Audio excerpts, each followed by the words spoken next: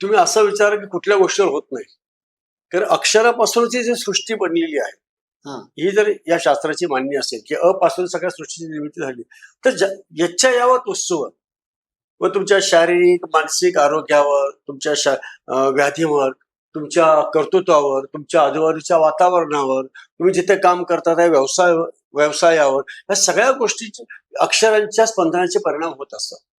तुम्ही जी अक्षरं म्हणत असता ती अक्षरं त्या प्रकारची फ्रिक्वेन्सी क्रिएट करतात, स्पंदन क्रिएट करतात.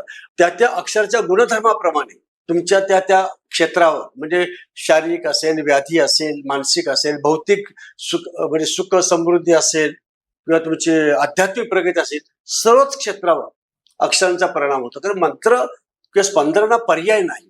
एक लक्षात घ्या की मंत्रशास्त्र हे मुळात ऋषीमुनींनी मानवी जीवन सुखी समृद्ध करण्यासाठीच निर्माण केलेलं आहे. हे समाज कल्याणाच्या हेतूने निर्माण केलेलं आहे. गुरुश्री, आपण म्हणालात की प्रत्येक अक्षर काहीतरी परिणाम साधतो, काहीतरी आपल्याला देतं. तर ते कुठल्या कुठल्या गोष्टींवरती हा परिणाम होतो, कुठली क्षेत्र आहेत आणि आम्ही अशा काय काय गोष्टी आहेत ज्या मिळवू शकतो?